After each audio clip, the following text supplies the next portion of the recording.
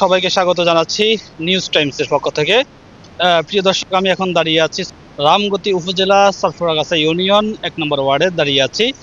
প্রিয় দর্শক, আমার পিছনে দেখতে পাচ্ছেন যে একটি ব্রিজ রয়েছে। সেই ব্রিজটি একদম জীর্ণশীর্ণ অবস্থায় রয়েছে।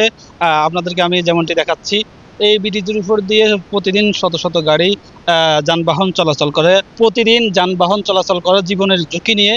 যাত্রীরা জীবনের ঝুঁকি নিয়ে যানবাহন করে চলাচল করে। প্রিয় দর্শক, এই ব্রিজটা করা হয়েছে অনেক আগে।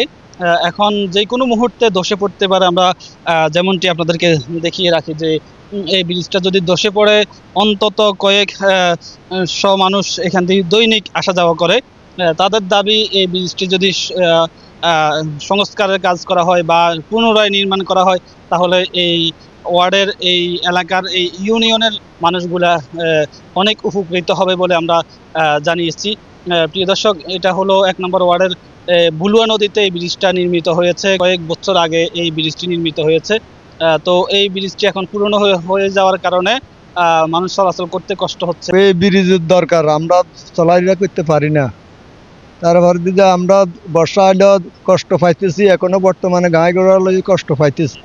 এটা দরকার, জরুরি দরকার। এটা আঙুরে এক লোকে দুনিয়াতে ছাড়ি চলে গেছে, এই লোকে দিই বের করে দিয়ে গেছে। আমরা আজকে রাত্রে চলাইলে করতেছি, মার করতে পারি না।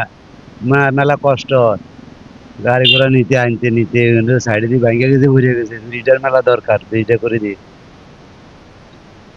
আমার দাবি হলে খাইলে ব্রিজটা করে দিবে।